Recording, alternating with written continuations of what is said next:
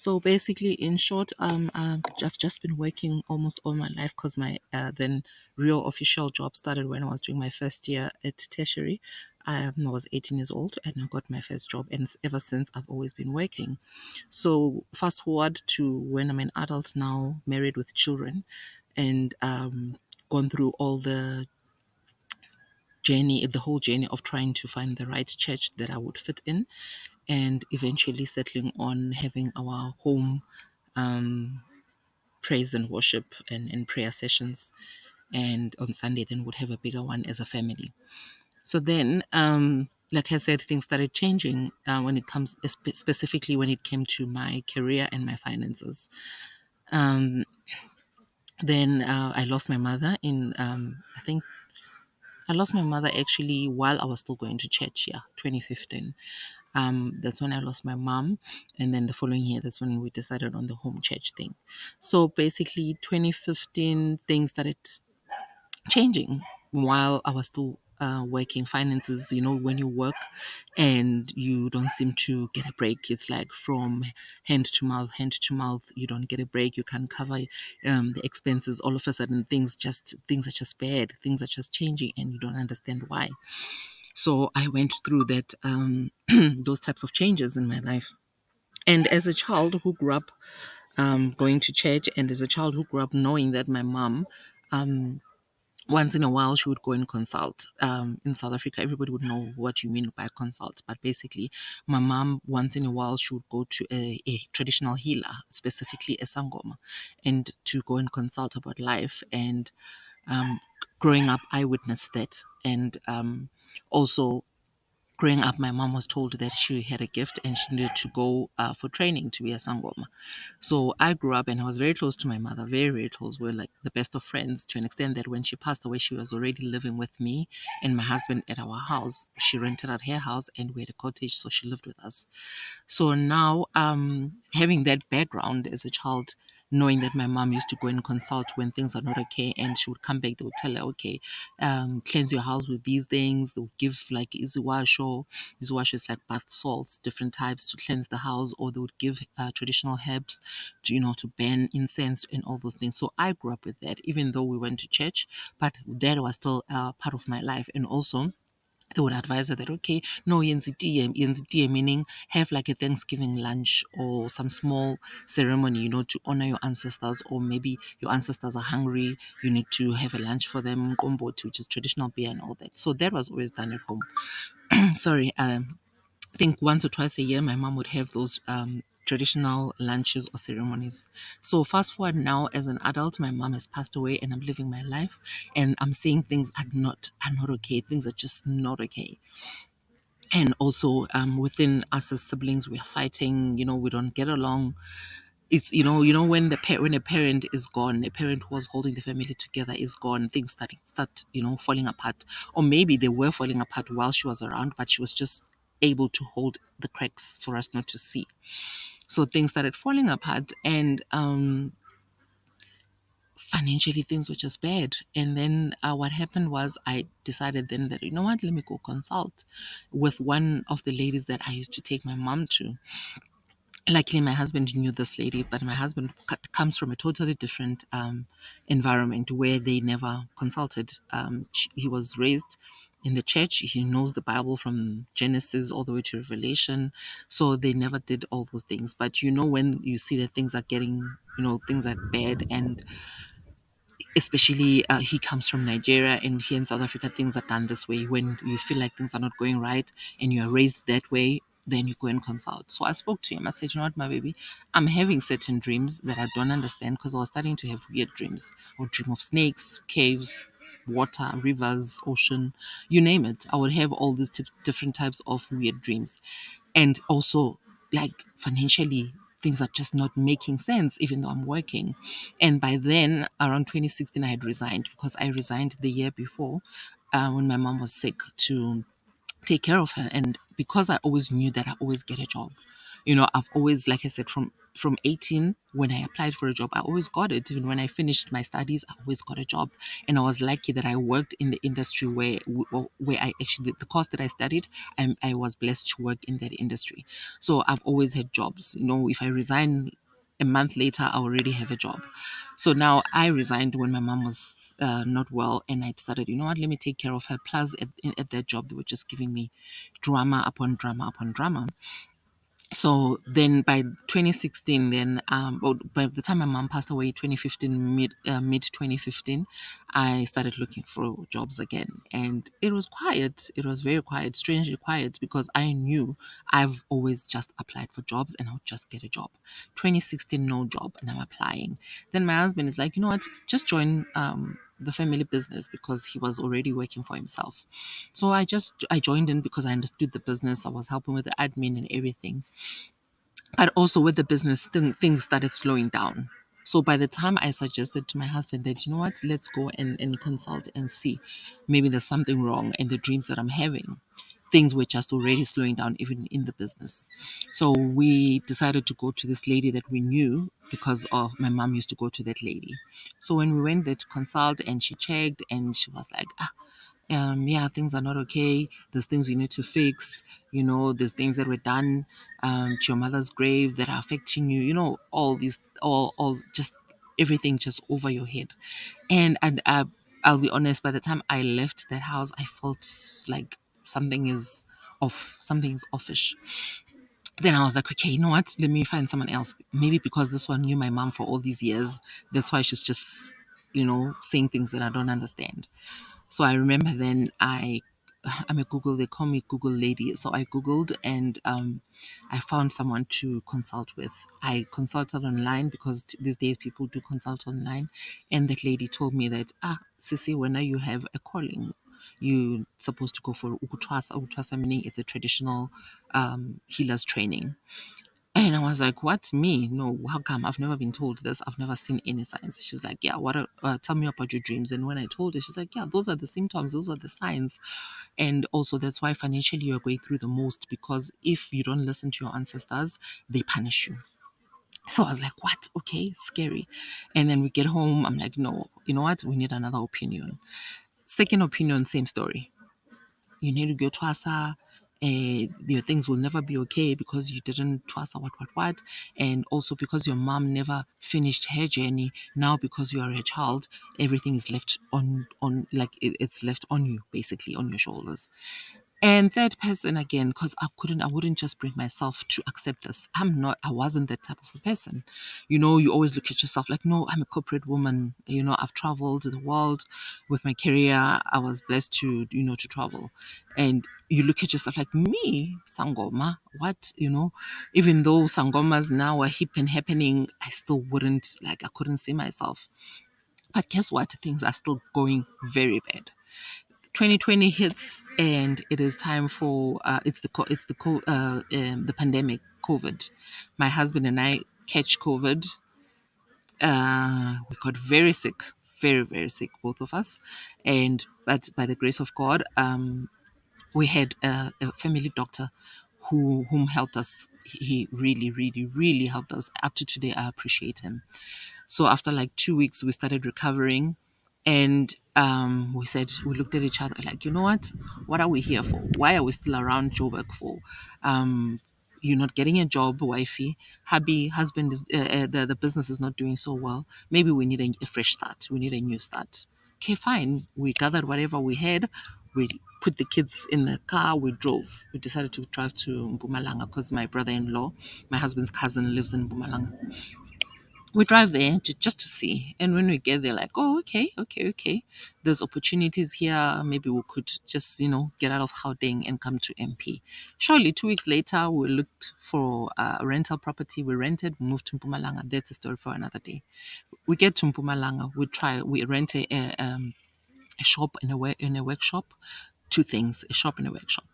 A workshop to build things, a shop to sell things, which was the business that we were doing while we were in Gauteng. So now we're thinking, okay, things are going to go well. Guess what? Nothing. People would walk into the shop. My husband would be at the workshop, I would be at the shop. Some days I would close the shop and go help him at the workshop. Some days he would close the workshop and come sit with me at the shop. And no, nothing. We had that shop for close to 8 months, paying rent every single day. Nobody bought a single thing. The people would come in and say, wow, this is beautiful. The quality, what, how much. We ended up even saying to them, you could pay a deposit. You could pay over 3 months, over 6 months. People were like, oh, yeah, we'll come back. Nothing. They would never come back. And we're like, what is wrong? What is it that we're not doing right? What is wrong? At the workshop, we have to pay rent there as well. People also walk into the workshop because they see the work being done. They'll be like, oh, you guys are such hard workers. And everybody would be shocked. Like, how can you guys come from the city? Everybody wants to go to Gauteng. You guys are doing the opposite. You're coming to the villages here. But anyway, yeah, business there, nothing was happening. So eventually we were like, okay, we have to close the shop. We can't afford to keep paying for the shop. We kept the workshop, but we couldn't afford to pay for the shop. Now we advertise on Facebook, WhatsApp and all that. Still nothing. We ended up giving away some of the things. Some of them we kept them in storage, but things were just not okay. And also at the same time, parallel to all this, I'm getting sick. The dreams are not going away. I'm getting sick. I have nosebleeds. And the worst part about those nosebleeds is that they would happen while I'm sleeping. So by the time I wake up, I'm suffocating with my own blood. And I would wake up and I would try to breathe and was screaming, and then blood would be coming out. So like, what is this? And then also I got like a mosquito bite. I was bitten. I don't know if it was a mosquito or a spider. It bit me next to my ankle. And this thing was just itch, when you scratch once. And the next thing, week later, it's swollen. There's pus. I can't walk.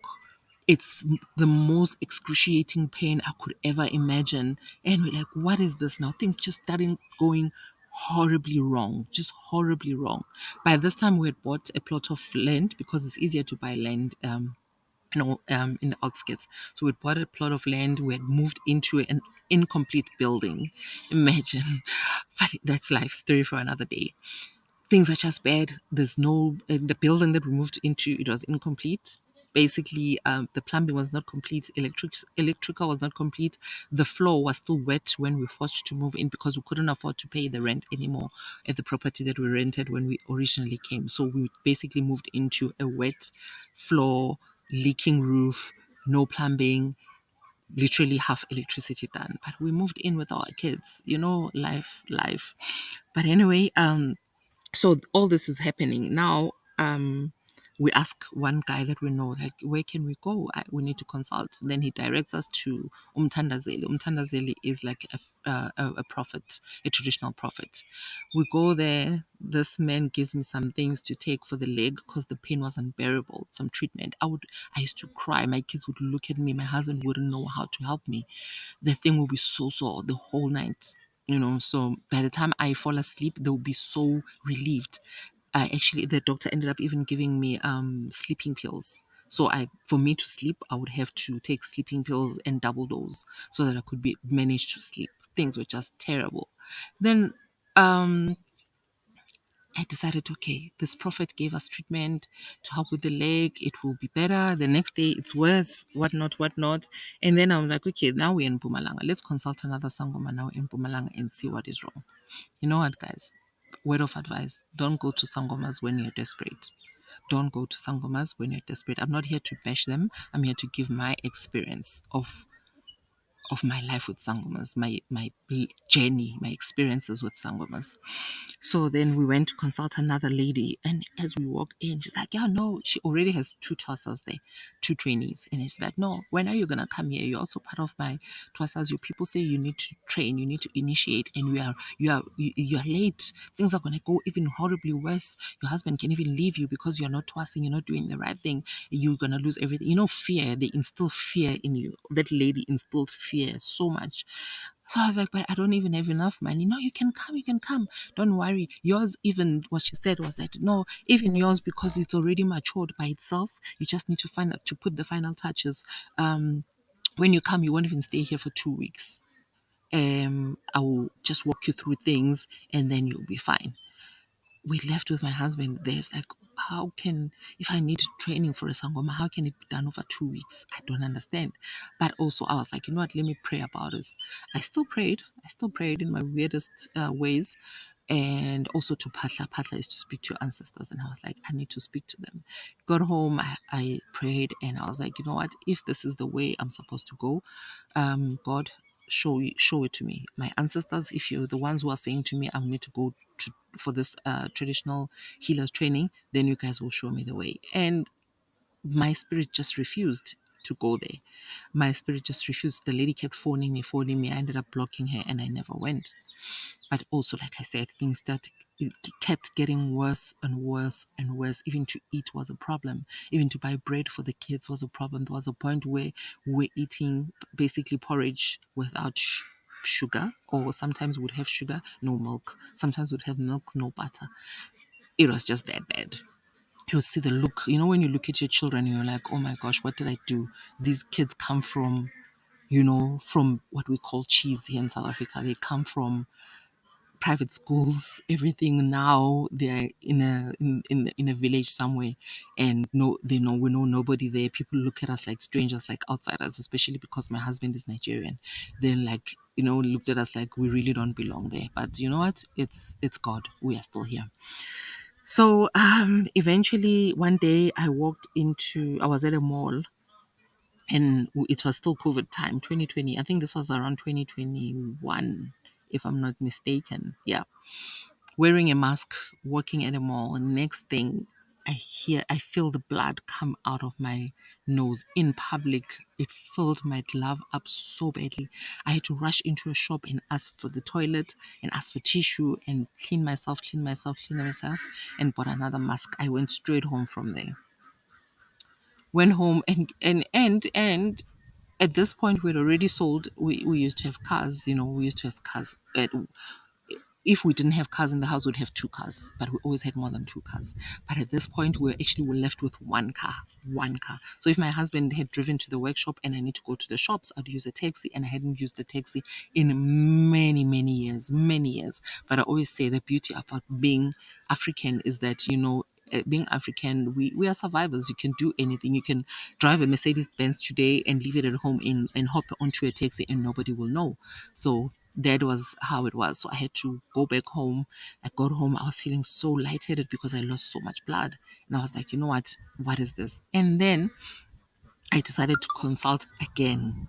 This time I found the lady also on, she was very, very popular on TikTok and Instagram.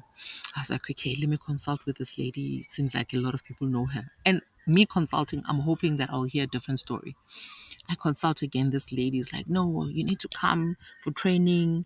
What? Your ancestors are gonna get angry. They are fighting over you. They don't. That's why you won't get your blessings. Fear, fear, fear. And then she says, you must come and train here with me. And at the back of my head, I'm like, okay, I've been doing a little bit of research. And as far as I've seen and heard, they say that you must be shown. You must be shown where you need to go. So I asked her, I said, but why are you saying I must come to you? Because as far as I know, I need to be shown. She's like, don't worry. Don't worry. I will see you in a month. We finished the consultation. It was a virtual consultation. How next thing, few days down the line, I have a first dream and I see this lady, and she's saying to me basically in the dream that time is running out, time is running up for you. You need to come. By now, I should have started with you, training you, and put ukufaka ibovu, meaning by now I should have put the red clay on your hair. That's what trainee healers, they put a red clay on their hair. I wake up, I'm like, oh my gosh, I saw that lady, I saw this gobela. Does it mean my ancestors are telling me she's the gobela I'm supposed to go to? Huh. Okay, I leave it. I don't speak to anybody about it.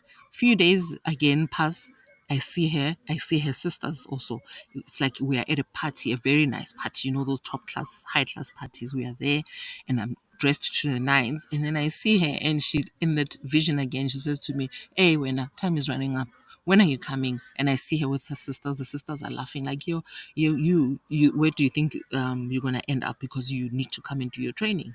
So now I tell my husband, like, you know what? I dreamt of this lady again. Maybe it's my ancestors showing me that I need to go to for training with her, you know.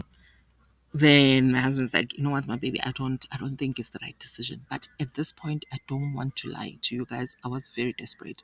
I felt like I was to blame for everything that was going wrong, for my husband, for my children, in just everything. I just took it upon myself. I felt like it's my fault, because everybody, when they tell you that if if you don't go for the training, everything was just gonna go horribly wrong. And I looked at my husband. My husband's side, they don't believe in these things, so it means it's me. Every little thing that goes wrong, I just took it hard. I took it hard. So by this time, I'm like, I've made up my mind. I just want to go and do this training and just finish. And also, what made me also finally make the decision to go was that as I keep hearing that we must go for training. I remember this one time in the morning, my mom was not feeling well. She asked us to drive her to that lady she used to consult with. So when we drove her there, as soon as she came in, they burnt incense for her and she became better. When she came back to herself, because it was like she was in a trance. So when she came back to herself, the lady, the healer, said to her, "Hey, ma, you need to fix your things now, because if you don't fix your things and your time is up here on earth, it means your things will end up with your daughter." And I was sitting right next to her. But at that moment, that time, I honestly, it didn't mean anything to me, because I was just, I don't know if it was ignorance. It didn't mean anything to me. I never thought, like, why is she saying that? But later, years later, when everybody now keeps telling me, hey, you have to Twasa, you have to go for training, I was like, okay. And they tell you that, yeah, if your parent didn't finish, it goes on to you. So I remembered the words of this lady, and I was like, okay, so I guess because my mom never finished her own, that's why now I have to go and finish. So basically, at this point, I was like, you know what, I just want to go there, do this training, get it over with. I want my life back. I want my children to be able to eat. I want my husband to find himself, to be, to be able to run his business as the way he used to be as successful as he wanted to be. I ended up just surrendering, surrendering. So I said to my husband, we are going. My husband's like, where are you going to get money? Where are you going to get money to pay? Because the bill, the training bill is not a child's, it's in the thousands. It's in the thousands. The way I was gonna go, this lady said the training was 20,000 rands. That excludes the regalia. It excludes everything else that you're gonna need there, and it excludes the food and electricity. So my husband's like, "Where are you gonna get this money?" I said to my husband, "You know what? If it means we take, because we had a property, the one we left in Gauteng, we had tenants in there. I was like, if it means we take the rental from that property to pay, we are doing this. I can't. I need to do this." And the fact that at night I suffocate, and also I got sick and the doctors didn't know what was wrong with me, I was like, I'm done. I'm going. So when the decision was made that I'm going, I phoned this Gobela lady. I was like, okay, fine, Gogo, I'm coming. They are called Gogos here in South Africa. I'm coming. I just want to put a few things together, then I'll come. She's like, okay, okay. She gave me a list of what is needed and the payments and the where to deposit and what. Okay. Then my mind was made up. I think 2 days before I had set the date that my husband will go drop me off, I had a vision where um I was going to the place. It's like now it's like my husband is driving me there to go and drop me off. So when in that vision we arrive at the gate, and when we try to open the gate, they open and they stop us. They tell us, no, you cannot come in yet. Your people are outside. They need to speak to you. And I go, I turn around, I see my people. I see elderly ladies sitting outside, and they are sitting there waiting for me. And I go back to them, and I go and I kneel down next to them, because they were sitting, and so I just knelt next to them. And they spoke to me, and for the life of me up to today, I cannot remember what they said to me, but they looked very, very concerned, very concerned. And they spoke to me, and after that, they gave me one man who was standing next to them gave me it's called ipidani. It's a rope, that church rope. They gave me that thing, and I turned and I went in. Guess what? When my husband drove me that day, what I saw in the vision is exactly what happened when we arrived there. The Kobela opened the gate and said, "No, you can't come in. You need to speak to your ancestors outside. You need to patla outside and let them know that you are here. And once you finish, only then we can open for you." And I was like, what? This is exactly what I saw. But guess what? I didn't see the warning. I didn't see the warning. And my husband was still trying to convince me, like, my baby, please, let's go home. We'll find a way. We'll figure things out. And I was like, no, I am doing this. I won't have my children suffer because of this. I won't have you suffer. I cannot look at you anymore as my husband. And I feel guilty every single day looking at you, knowing that you're a very successful businessman. And now because of me, things are not going right. So I am doing this. And there was nothing he could do, hey? There was nothing he could do. When we went in, he asked a few questions to the Govela. You're going to take care of my woman. You could see he was crushed, you know. And the girl was like, no, don't worry, but you can't speak to her for the next, I think it was 7 days, if I remember well. No cell phone, nothing for 7 days. And yeah, that's it. She will contact you once she has passed that period. And my husband left. He left to drive back home. I did this in Gauteng. So he went to drive back all the way to Mpumalanga to the kids. At that time, we left the kids alone in the house. My eldest, I think she was 18 at the time. So now I'm there. Hey, I arrive, I'm there. And then when I get there, there's other twasas there, and they tell you that okay, they're gonna teach you the rules, and they tell you what are the rules. The rules: you don't look at the kobela in the eye. When you speak to the Kobela, you must always be on your knees and you must always be respectful and you don't challenge them, you don't ask questions, you do as you're told. And also, because I was the last one to come in, basically, I was the last born, so they say. So I must listen to everybody. You know, the rules are the rules. And you don't wear your shoes, you're always on your knees. The sleeping patterns, you sleep, I think it was late 8 o'clock or 9 o'clock, because we woke up at 3. You wake up at 3 to do some things, and what. The rules were plenty. There were plenty. If I was to sit down and speak about those, this will take a lifetime. So then I was given the rules. Then I was told that in the evening, that same evening, bazongkajega. And ukajega means that they will do like a ritual to summon your ancestors from within you so that they can speak and tell you who they are and what your traditional name is or your healer's name and what they expect of you while we're in the training. So they said we're going to do that. Then in the evening, no, before that, I they made me bath with this thing. I forgot the name. It's some hair, but that thing is so itchy. I hate it up to today. I hate that herb. Oh my gosh, what it looks like an onion.